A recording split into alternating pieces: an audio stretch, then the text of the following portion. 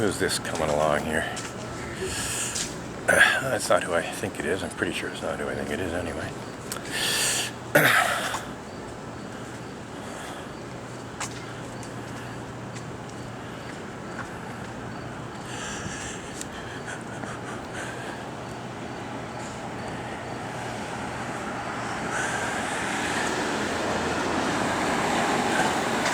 Yep, the driver was looking at the signs, see what they said.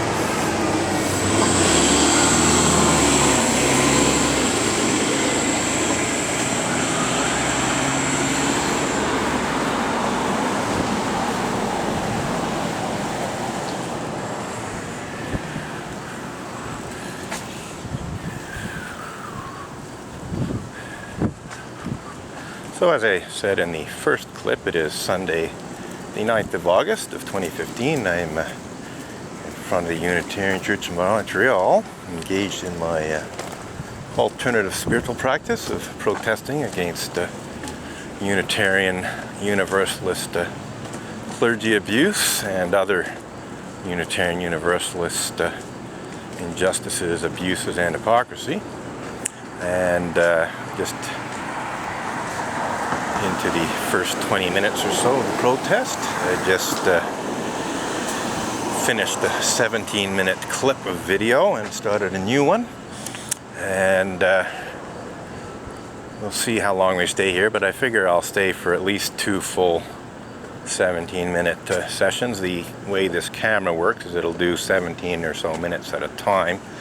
And it basically does half an hour, but it goes 17 and 13 kind of thing, so there's a hiccup. And so I tried to shut down before the hiccup and start a fresh clip. So keep the sensor from overheating and so on. Anyhow, had a very good conversation in the first 17-minute segment with gentleman who wanted to know what the protest was about, and I was particularly concerned if I had evidence or proof to back up my claims, and I made it very clear to him that I did, that I wouldn't be out here protesting if I didn't have pretty solid proof or evidence for what's written on the picket signs. And speaking of which, we might as well say what's written on the picket signs I'm holding, because you obviously can't see them, because this camera is intended to see the people in front of me, and the reason I do that, amongst others, is several reasons actually, but perhaps the most important one is to protect myself from false accusations brought against me by Unitarian Universalists, because the members of the Unitarian Church in Montreal have repeatedly made false accusations about my behavior during this protest, including bringing false assault accusations against me and so on, falsely accusing me of blocking the sidewalk and so on. So I keep the camera running to be able, if necessary, to prove my innocence. I mean, I'm not, under criminal law, you're innocent until proven guilty, but it helps if you can prove you're not guilty. So that's one reason. The other reason is that a certain number of Unitarian Universalists behave badly themselves. In fact, I actually have been assaulted by some members of the Unitarian Church of Montreal, including leading members of the Unitarian Church of Montreal. We're talking about church presidents and board members and so on. There's several assaults. I'm not saying there's a huge epidemic of assaults, but there's been a handful or more over the years. And so it's nice to be able to have evidence of that. If you're assaulted, well, you can show the police, well, here's the video of what happened. Now, the other thing too is, as I said earlier, there's been many false accusations brought against me by the church members, which have brought the police here on numerous occasions, literally dozens and probably a few hundred if you go over the whole term of the protest. And, well, as a rule, the police aren't too bad in terms of dealing with me. You know, there's a certain number of unprofessional, authoritarian police that try to, you know, they think it's their job to shut down my protest, and they use various pretexts and threats, not physical threats, but, you know, threats of a ticket, threats of being arrested and so on, to try to intimidate me into ending the protest. And so I like to have that recorded so that if necessary I can bring a complaint against the police about their unethical and unprofessional and abusive and just plain stupid behavior. So that's another good reason to have this camera running. And I like to just document what's happening. I like to, you know, what I'm doing right now, I'm just walking back and forth. I got picket signs, one in each hand, which I will get to saying what's on them.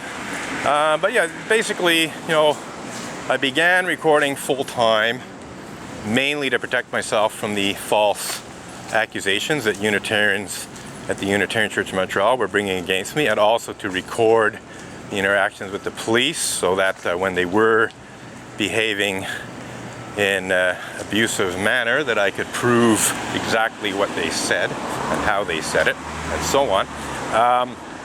And I did in fact bring a successful Police Ethics Commission complaint against a sergeant detective who threatened me with arrest. And so on. There's actually a fair number of other cases which I could have brought complaints and didn't bother to. I figured the less than flattering video on YouTube was good enough. So anyhow, I'm talking to my camera. I'm not psychotic, don't worry. And I don't have a cell phone either. Not right now in my ear anyway. Yeah, it's hard to tell the cell phone users from the psychotic people these days. But anyhow, getting back to what I was saying, yeah, the girl was giving me a funny look, so because I'm, you know, talking to nothing basically. I just let her know what I was talking to. Because yes, you know, some people who talk to thin air are indeed suffering from fairly serious mental illness. In any case, getting back to things, the picket sign in my right hand says Unitarian Universalists misuse Canada's blasphemy law too, and in my left hand, cover up and deny pedophilia and rape.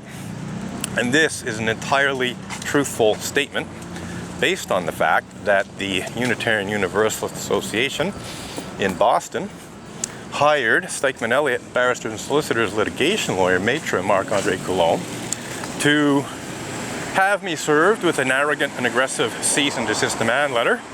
Well, in June of 2012, I actually received the letter first as a PDF file attached to an email, but I was later actually served the actual paper document by a bailiff.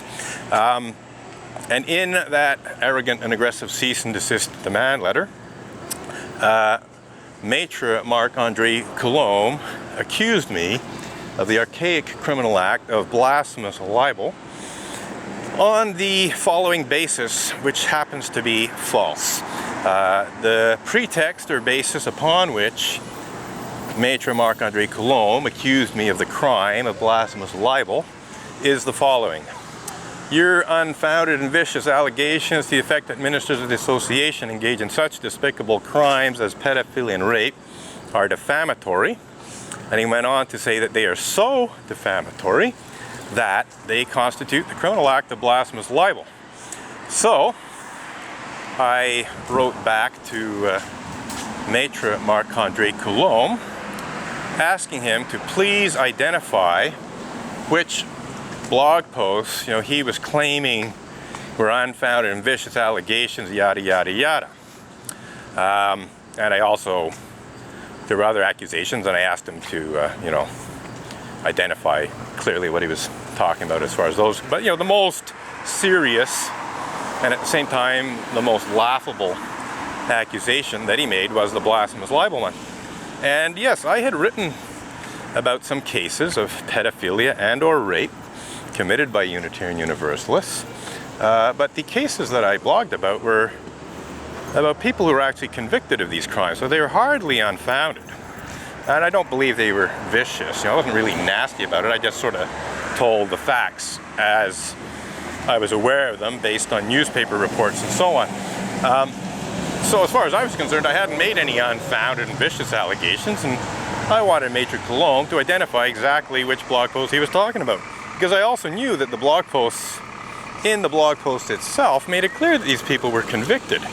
You know, so Maitre Coulombe, if you read the blog post that spoke about pedophiles and or rapists, would have seen in the blog post itself that they were actually convicted of such despicable crimes as pedophilia and rape. So I sent the email, so, you know, please identify the blog post so I can go have a look and decide how I'm going to govern myself, because, you know, most legal letters do say govern yourself accordingly at the end, which, and, you know, from his perspective means take down the blog posts that are unfounded and vicious and constitute blasphemous libel. So instead of responsibly identifying the blog posts